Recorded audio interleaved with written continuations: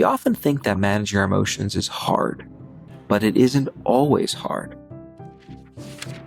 So expressive writing, that's a pretty effortful tool, right? You got to sit down 15, 20 minutes, you got to write hard. But there are lots of things that you could do that are pretty easy. Music. So close to 100% of people, when asked, why do you listen to music?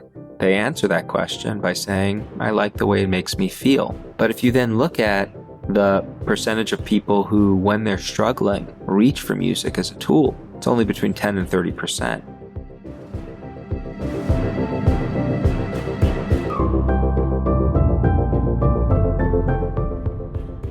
That's Ethan Kross. He's one of the world's leading experts on emotional regulation and the director of the Emotion and Self-Control Laboratory at the University of Michigan. He's also the author of 2 books, including Shift, Managing Your Emotions So They Don't Manage You. So you'll learn 1, when avoidance is actually helpful, 2, effortless strategies for quickly shifting your mood, and 3, the emotion regulation framework used by the Navy SEALs. And if you want a quick summary write-up of these actionable takeaways, I recommend you sign up for the free Gold Nugget email newsletter at awesomeatyourjob.com. I'm Pete Mockaitis. This is How to Be Awesome at Your Job. And now, here's Ethan. Ethan, welcome back. Hey, thanks for having me, Pete. Always great to be here with you. Well, I loved our first conversation about your book, Chatter, and now we're talking about your book, Shift. Tell us, what made you think that this book needed to exist in the world? The recognition really came from just talking to people about my first book, which you just mentioned, Chatter. So that book really dealt with, what do you do when you get stuck in a negative thought loop that you just can't get out of? You're worrying and ruminating. I would give talks about that topic, and the audience would be incredibly receptive to the tools that I would share with them. But then they'd have loads of other questions about their emotional lives, beginning with, what is an emotion in the first place? Why do we have them? What do they do for us? Are the bad ones good, or can they help us in some way? And what about if it's just a momentary increase in emotion that I want to regulate, not necessarily a thought loop? And the way I think about the experience I had, it was like I had just given a talk on how to combat heart disease, but people had questions about inflammation, cancer, diabetes, and all sorts of other chronic ailments. And so it really motivated me to dig into what we know about this messy emotional world that we live in and what we could do to manage our responses to it. Okay. Well, I'd love it if you could kick us off with any particularly surprising discoveries you've made. So you've been researching this kind of thing for quite a while at Michigan. Is there insight you share with audiences that make people go, whoa? Yeah, I think there are a couple. So why don't we go through some of the key ahas and maybe the myths that I try to bust in the book about our emotional lives and how to manage them. So first off, there are no one-size-fits-all solutions when it comes to managing our emotions. People routinely ask me, what's the one thing you should do if you are experiencing fill in the blank, A, B, C, D, or E, anger, anxiety, envy, you name it. I can't answer that question because what I know from the science is that there are no one-size-fits-all solutions. Now, Ethan, if I may, whenever I'm talking to the AI robots, they tell me deep breathing is the answer to calm down. Well, deep breathing can be useful for some people in some situations, but so can a boatload of other strategies. We recently published these studies that looked at how people managed their COVID anxiety during the pandemic. We tracked people for several days over the course of a few weeks, and every day we asked them to tell us, what did you do today to manage your anxiety about the pandemic? And we also had people rate their anxiety. And what we found was there were lots of things people could do to feel better about what they were going through. But on average, people use between 3 and 4 different tools each day. Not one, not just deep breathing, between 3 and 4. Some people use a lot more. Some people use a little bit less. But what we also found, Pete, was that the tools that worked for one person on one day were remarkably different than the tools that worked for someone else on the same day. The tools that worked for one person on one day were sometimes different from the tools that worked for them the next day. So I think of all of this now a lot like how I think about physical fitness. A lot of us share the same goal to be physically fit, to be physically healthy. But how we get there can be quite different. If I just look in my immediate social circles, what I do is different from each and every one of those other people in my group. Right? We may all lift a little weights, but I like to do some high intensity stuff. And sometimes I'll do yoga. Another friend might throw in some Pilates or a different regimen. There are different ways to achieve our goal, and that is true of being emotionally fit as well. So that's one thing I want everyone to know. There are no one-size-fits-all solutions. Another aha, there's no such thing as a bad emotion. So we often think, if we're feeling anxious or sad or anger, there's something wrong with us. These are emotions we want to rid ourselves of. In fact, we evolve the capacity to experience those emotions because they're often functional as long as we experience them not too intensely or not too long. Anger alerts us to the fact that our view of what's right and wrong has just been challenged, and there's something we could do to fix the situation.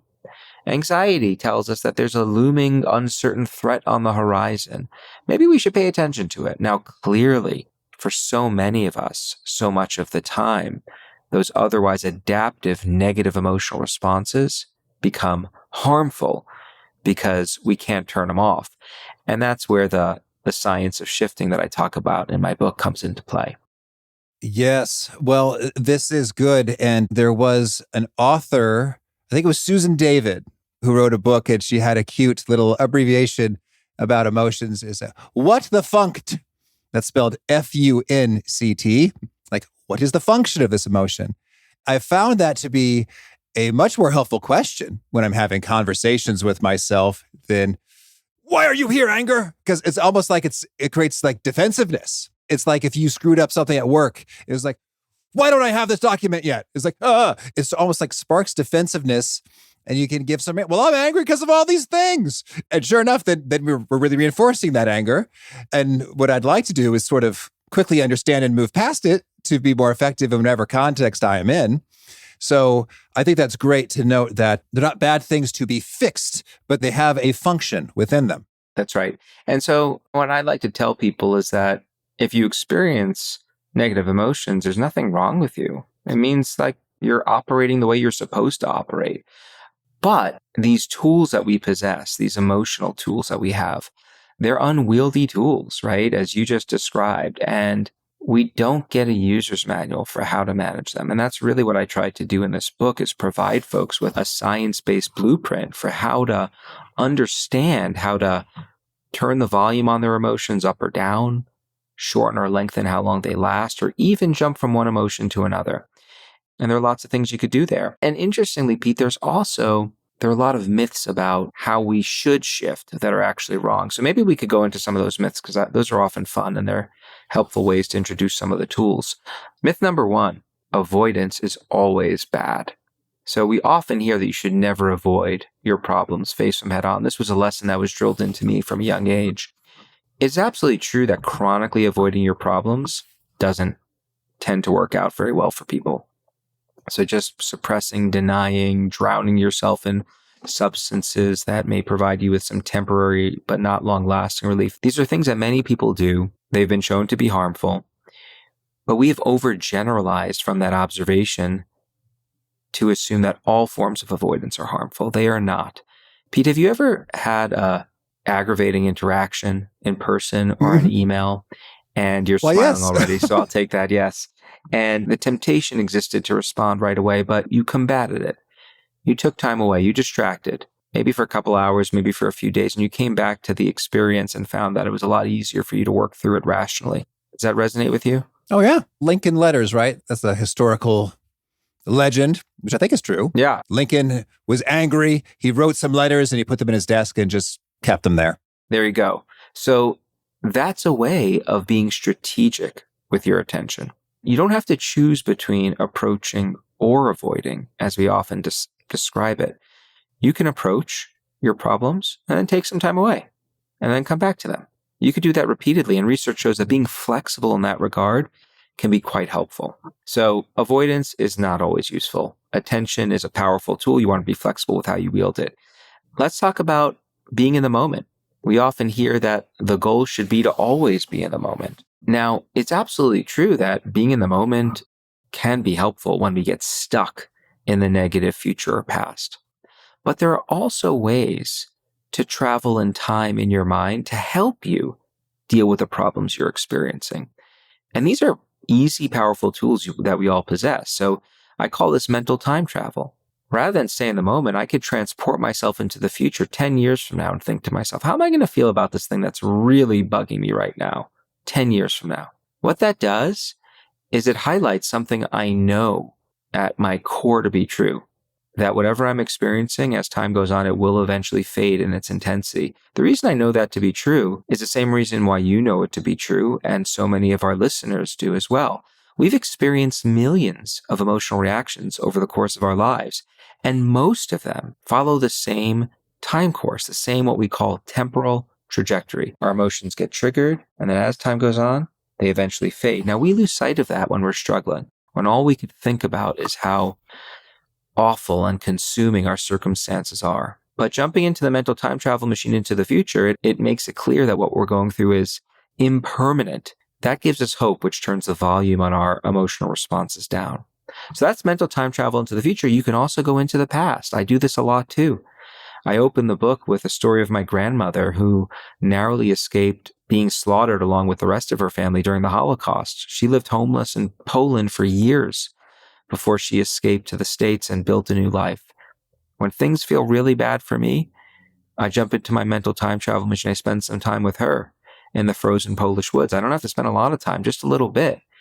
And it powerfully makes clear that what I'm going through pales in comparison to what she endured. And that broadens my perspective quite well. So myth number 2, you should always be in the moment. No, you shouldn't. First of all, if your goal is to always be in the moment, good luck. I don't think it's actually possible. The brain evolved to travel in time. Traveling in time is something we do in our minds, helps us plan for the future, learn from the past. What we all, I think, want to be doing is focusing on how can we be better mental time travelers. And that means sometimes recalibrating in the moment, but also traveling strategically in our minds into the future and past, depending on what our goals are. So that's another myth. I'd love to dig into that notion of it's a mental travel, time travel to the past, thinking about being in the frozen woods of Poland. And that gives you some perspective that your current problems aren't so bad. I'm curious, is there a way to do that poorly? For example, I think some might say that if we are quick to imagine much greater troubles elsewhere and dismiss the feelings we have about our current state or situation, that might be, I guess, quote unquote, invalidating of the emotion and potentially counterproductive. How do you think about that? I don't think so. Here's why.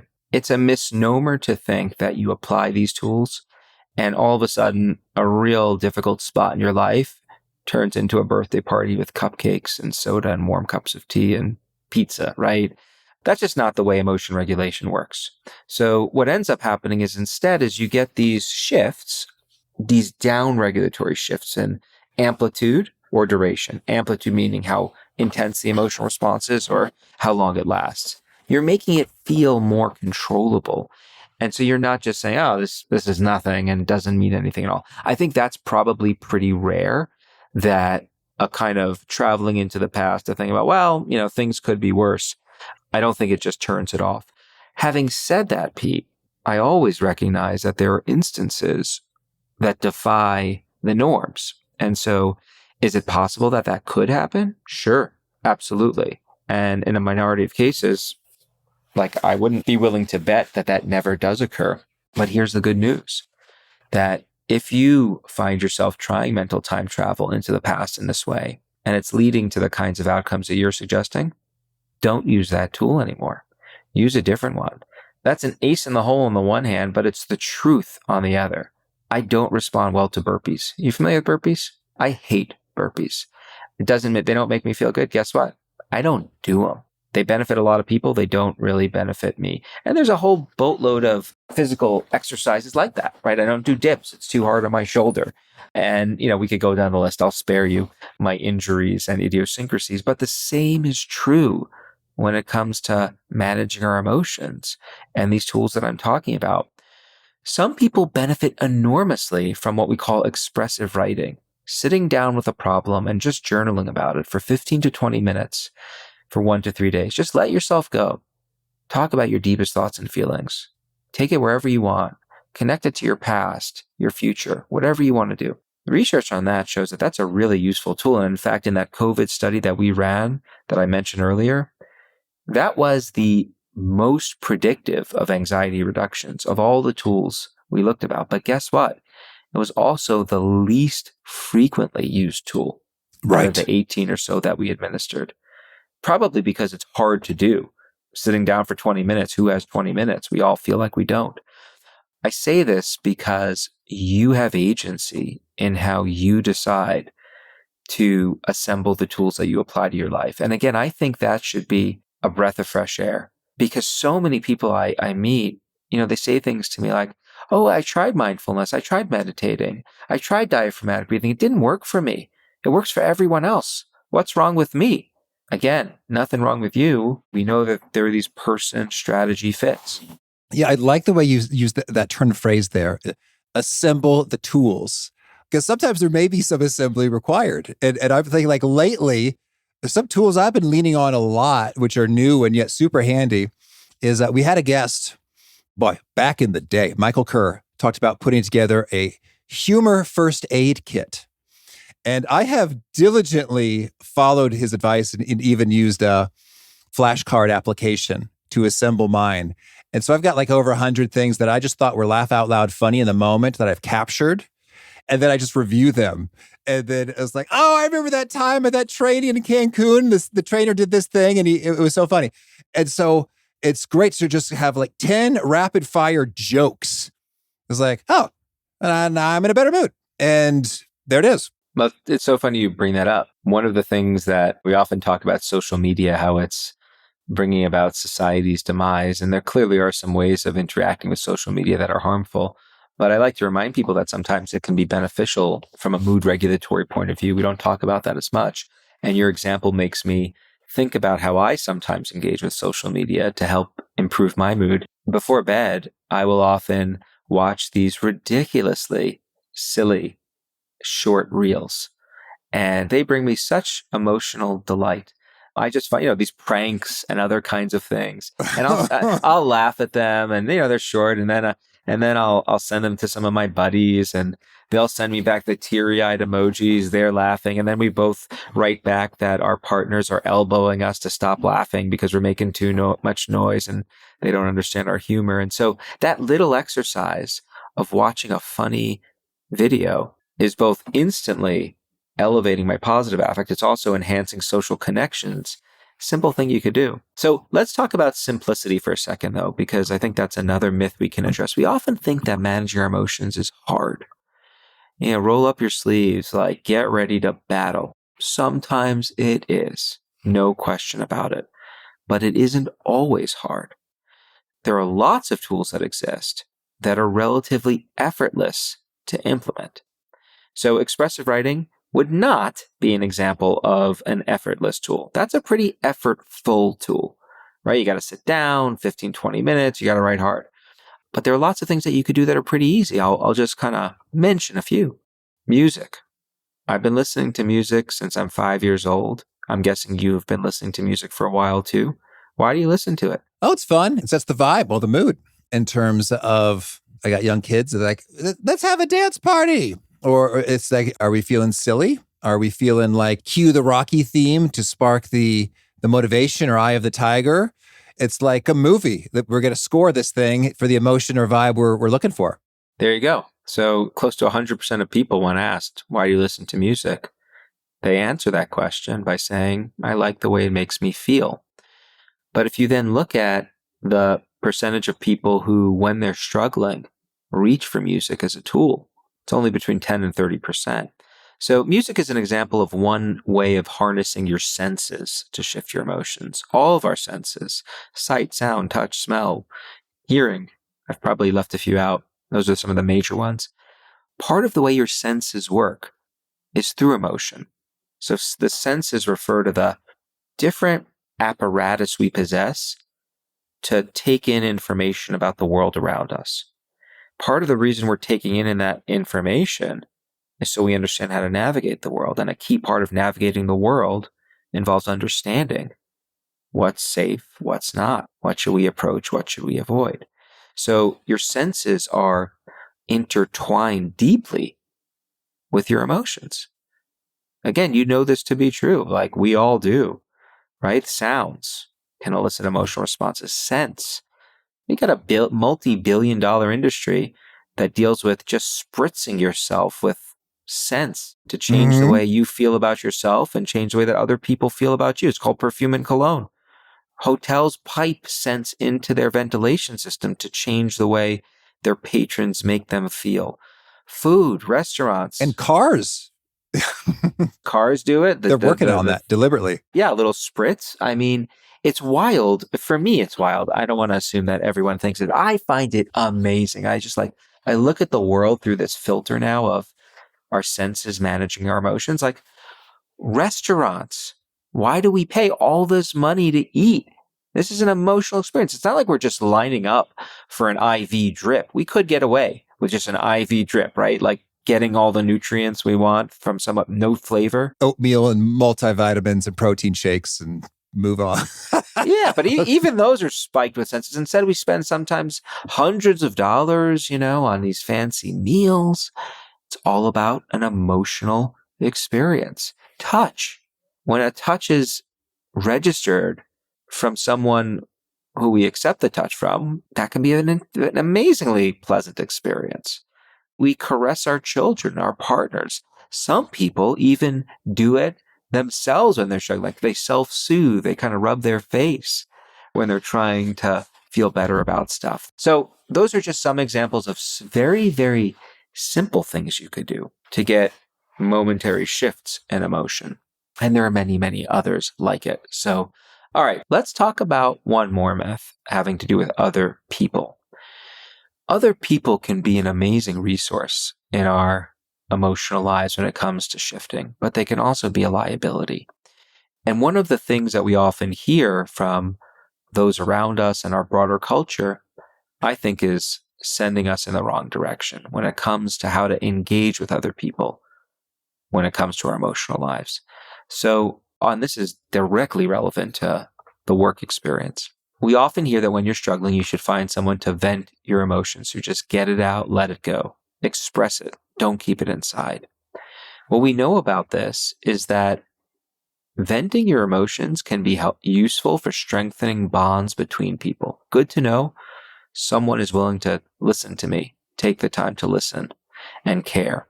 Problem is if all you do is vent, you leave that conversation, you feel good about the person you just connected with, but all the problems are still there because you haven't actually worked through it. They're not just still there, they're even more activated because you've just spent all this time rehearsing the awfulness of the situation.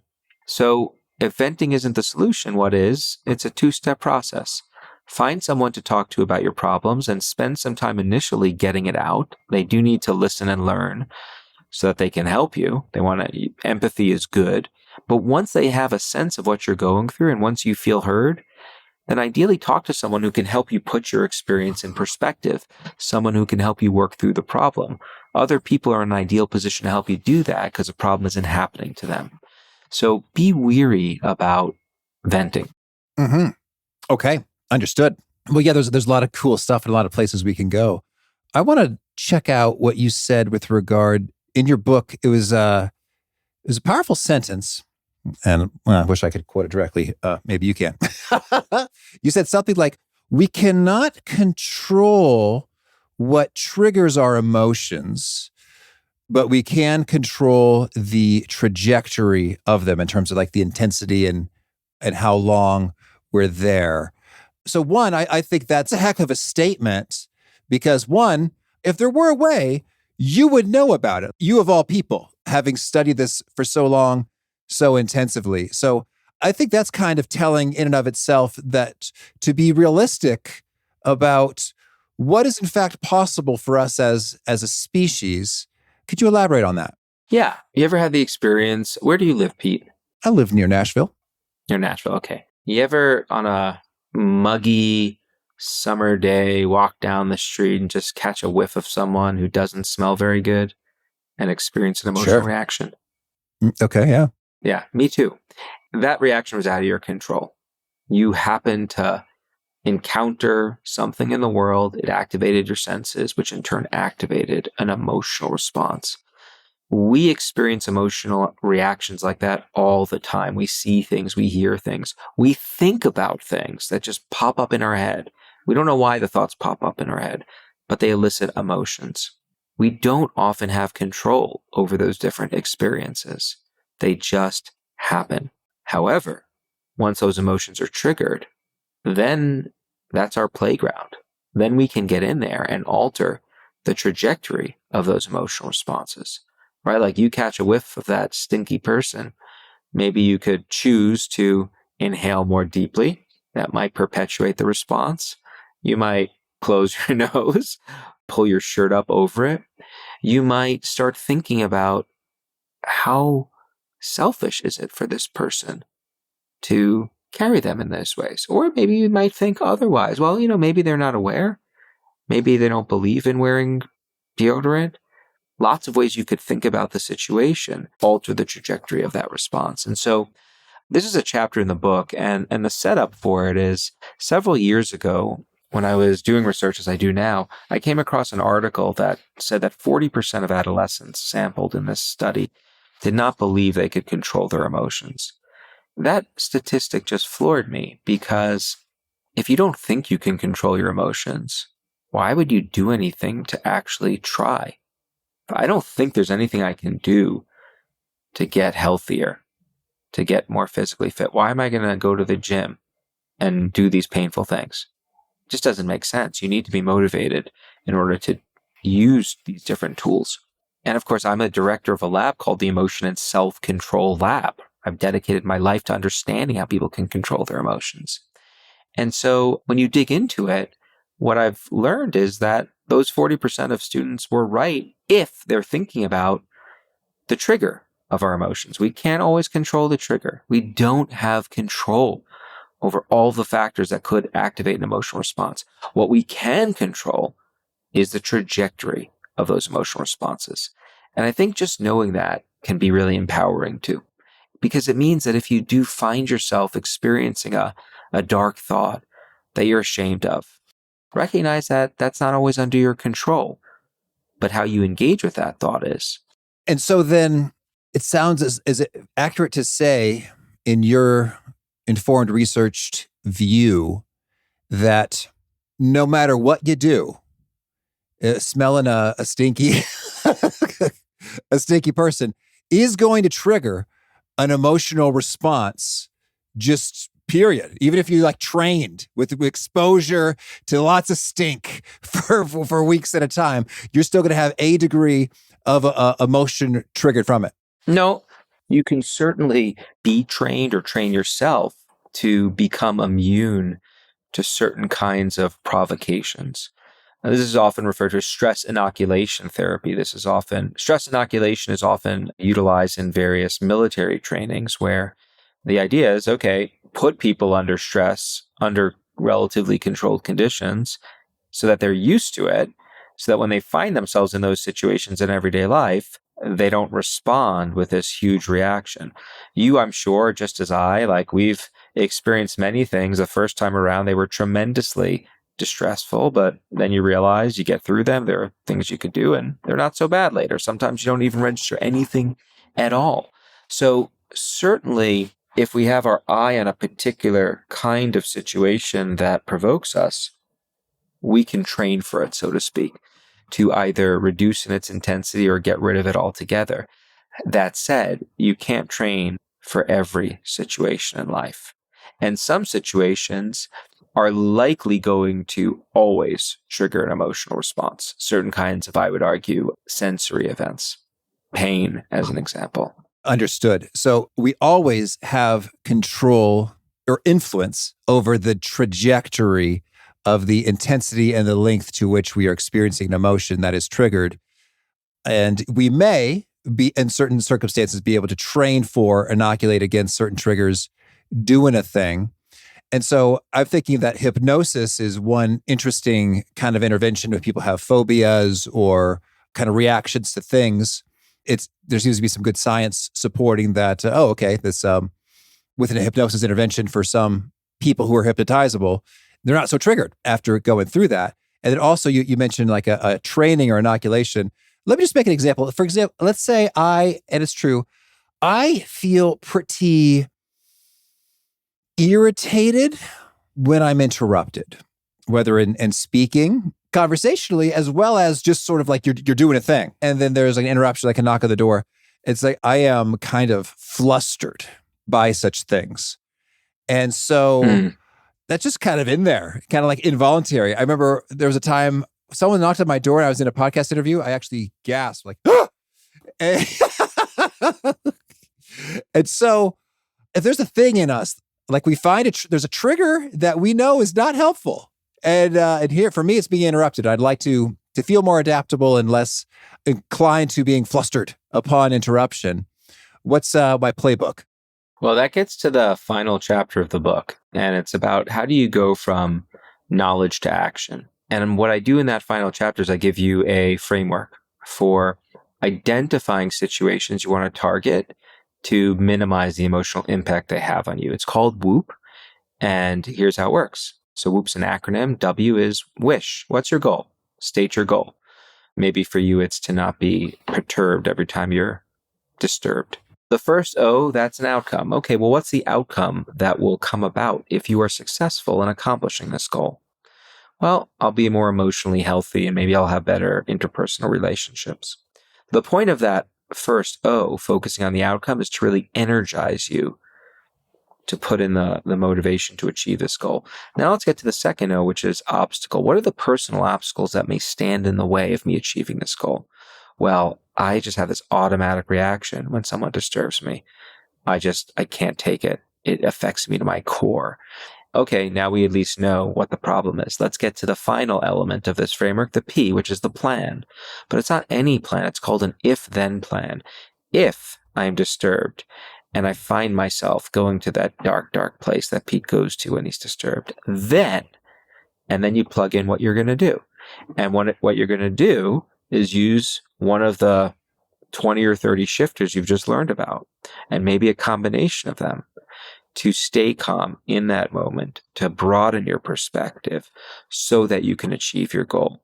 If we were actually training for you to achieve this goal, I would have you write those different elements down, maybe once, maybe twice. I'd have you read them over a few times. Research shows that this framework is incredibly useful for allowing people to achieve all sorts of goals, because what it does is it systematically targets each of the impediments of goal pursuit, and it nips them in the bud from the start. This framework has been applied with older adults to help them with emotional and health goals. It's also been applied to kids as young as first graders who are trying to improve the way they achieve. This also happens to be a framework that is mightily similar to what one of the most successful organizations in the world uses before complex engagements, i.e. the Navy SEALs. The Navy SEALs do something very, very similar when they're planning a mission. What's our goal? If we achieve this goal, what is going to happen? What are the obstacles that might stand in the way? And then for every obstacle, we're going to come up with 3 to 5 different specific plans. So we're virtually never caught off guard. Now, we can't plan for everything. And the good news is that if you are caught off guard, you still have knowledge of these other tools we've been talking about to fill in the blanks. Beautiful. Thank you. Well, Ethan, tell me, any final shifter you want to make sure to get out there before we hear about some of your favorite things? I think we covered a lot. We covered senses, we covered attention, we covered some perspective taking, we covered people, physical environments, get a healthy dose of nature, put some pictures of loved ones around your office to give you an emotional boost when you need it. Yeah, I think we've covered a bunch of it. We'll leave a little bit more for people to discover. Big thanks to Ethan for sharing his wisdom with us. And big thanks to our sponsors. Check them out. One sponsored checkout is Strawberry.me Career Coaching. Having real clarity and direction can make or break your career. If it seems like you're putting in the work but not seeing your career take off, some coaching might be just the ticket. Strawberry.me matches you with certified career coaches who help you gain clarity on what you really want next in your career, develop a results-driven strategy, and stay accountable. And they can also help you flourish beyond career issues. I had a fantastic session with my coach, Brett, about handling stress from so many responsibilities in so many areas.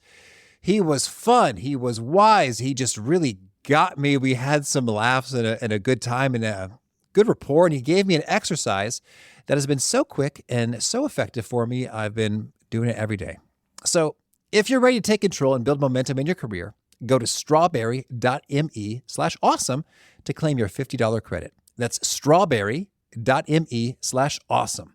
Because awesome careers don't just happen, you make them happen. Well, now can you share a favorite quote? This too shall pass. Okay. And a favorite study or experiment or bit of research? The study I talk about in chapter 1, which tracked newborns and through adulthood, they're still being tracked, and found that the ability to manage one's emotions in childhood predicts all sorts of great things later in life. But even more importantly, that capacity is not fixed. It's malleable. You can get better or worse at managing your emotions, which I love that finding because it really speaks to the agentic side of what we're talking about, that your destiny is really in your own hands. All right. And a favorite book? I'll give you 2. One is pretty common, Man's Search for Meaning by Viktor Frankl. And in a different direction when it comes to fiction, The Amazing Adventures of Cavalier and Clay. All right. And a favorite Ethan original nugget or soundbite that people are vibing with? If you experience negative emotions, there's nothing wrong with you. There's everything right with you. Okay. And if folks want to learn more or get in touch, where would you point them? www.ethankross.com. And do you have a final challenge or call to action for folks looking to be awesome at their jobs? Learn about the tools that are out there for managing your emotions. Leading other people, I think, starts with leading yourself. The tools that I talk about, decades of research, hard work went into identifying them, but the take-homes are really, really simple and straightforward. So learn about those tools, practice them to find the tools, the combinations that work best for you, and share them with other people. Beautiful. Ethan, thank you. Thank you so much. Always a pleasure, Pete.